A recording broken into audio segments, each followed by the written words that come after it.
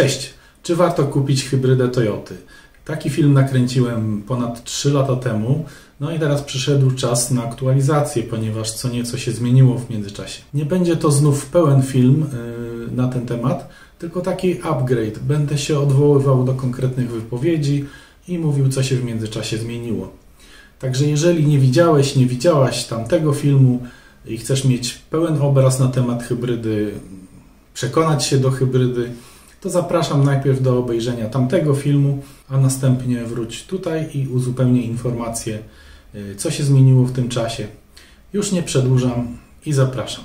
W klasycznych hybrydach, jeżdżąc w mieście, można właściwie 50% czasu jeździć na samym prądzie, albo przynajmniej z wyłączonym silnikiem spalinowym. W tej chwili już w 5. generacji można przejechać nawet do 80% czasu w trybie bezemisyjnym. Drugi typ to są hybrydy typu plug-in. Posiadają one większą baterię, która pozwala na przejechanie w trybie elektrycznym od 20 do 60 km, w zależności od modelu. W tej chwili hybrydy plug-in mogą przejeżdżać mniej więcej 40 do 100 km w trybie bezemisyjnym, ale to tak mam na myśli ogólnie, nie tylko Toyotę. Ale dla przykładu najnowsza Toyota Prius plug-in 5. generacji może przejechać do 86 km na samym prądzie. Tego typu samochody ze względu na większą baterię są o wiele droższe. Można powiedzieć, że są w cenie samochodów czysto elektrycznych, tylko tyle, że mają nieograniczony zasięg. W tej chwili już cena hybryd plug-in potrafi być niższa niż samochodów elektrycznych, ale różnie to bywa. Czasami jest to 2/3, 3/4 ceny. No ale też na przykład w przypadku tego już wspomnianego Priusa plug-in 5. generacji cena około od 190 000 złotych, no to właściwie też można by było za tą cenę kupić samochód typowo elektryczny. Ja zamierzam tutaj omówić hybrydę klasyczną, bo takich jest najwięcej i najwięcej osób się interesuje właśnie tymi samochodami i najbardziej są na naszą kieszeń. Tym razem również skupiam się na hybrydach klasycznych, zwłaszcza że do hybryd plug-in nie mam przekonania. Pierwsza wada, ale również i zaleta, to jest przekładnia ECVT. Jest dosyć duży hałas. Najwięcej tego hałasu jest podczas przyspieszania, szczególnie pod górkę.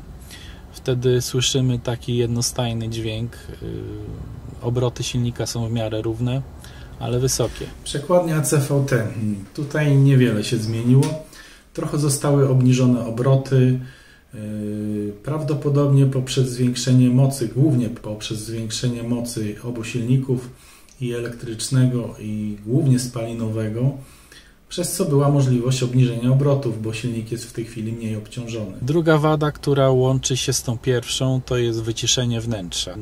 Jest dosyć słabe wyciszenie. W nowszych modelach wyciszenie jest coraz lepsze, ale jeszcze tam troszeczkę brakuje do tego ideału. Nie jest to na pewno samochód dla osób jeżdżących w trasy. Oczywiście nie będziemy mieli też jakiegoś zysku z oszczędności ze spalania na trasie. Tutaj sytuacja wyraźnie się poprawiła. Hybrydy 4., a tym bardziej 5. generacji Toyoty spalanie mają już właściwie na poziomie diesla, porównywalne z dieslem.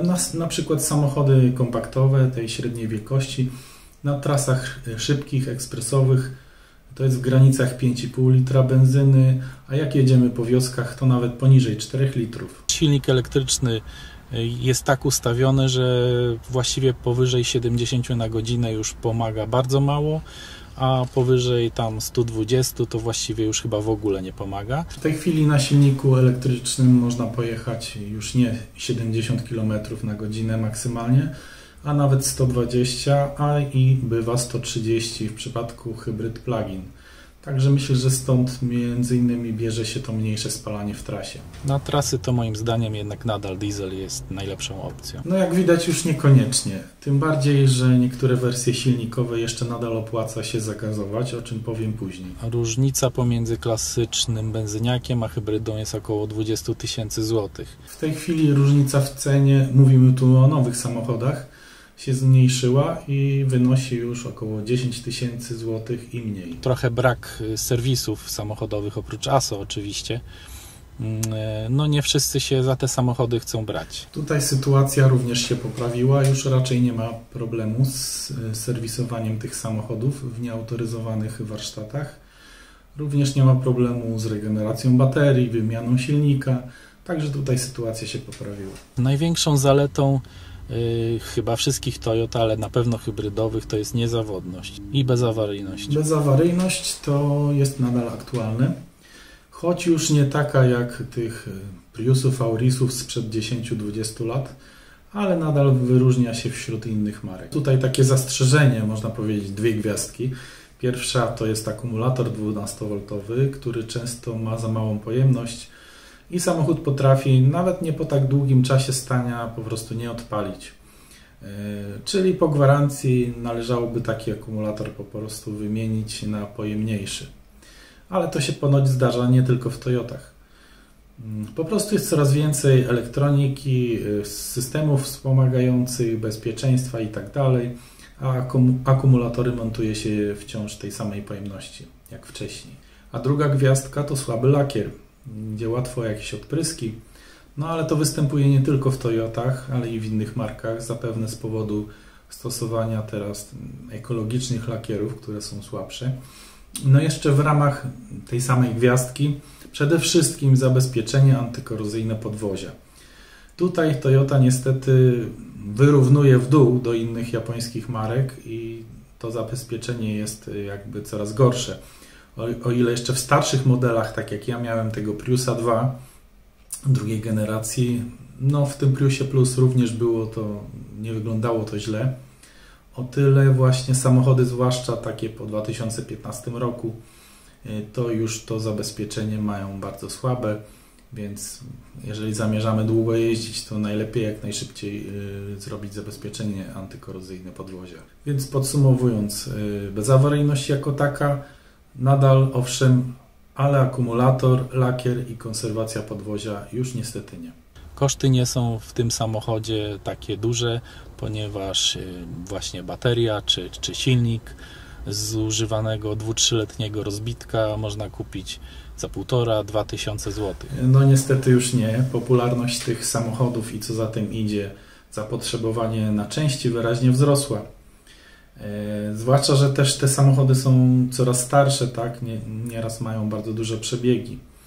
Tak więc bateria już nie za 1,5–2 tysiące złotych, a raczej trzeba liczyć 2–3 razy tyle i silnik to samo.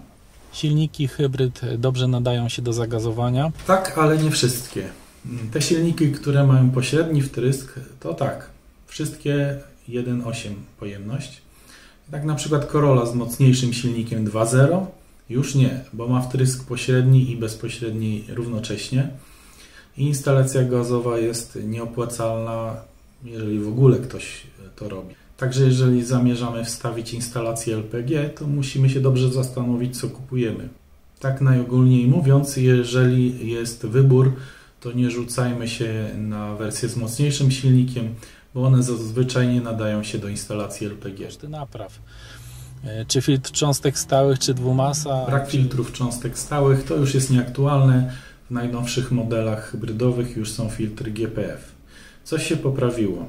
Trochę wyciszenie i trochę spalanie, zwłaszcza w trasach. O tym już mówiłem.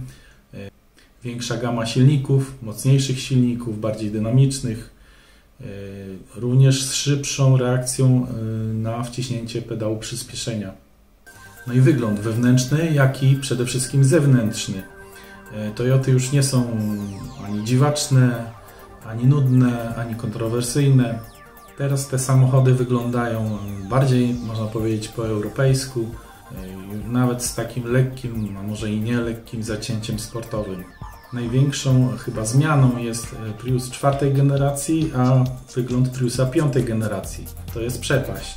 Szkoda tylko, że w Europie nie występuje jako hybryda klasyczna, jedynie jako plug-in. Więc cena jest wysoka, bagażnik jest mały, ładowność też i przez to też nie nadaje się na taksówkę. To już chyba wszystko, co miałem do powiedzenia na ten temat. Zapraszam do komentowania, może o czymś zapomniałem, może warto uzupełnić.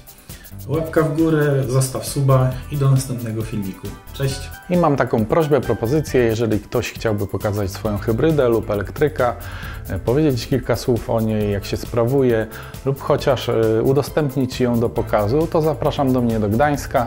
Kontakt jest w opisie pod filmem.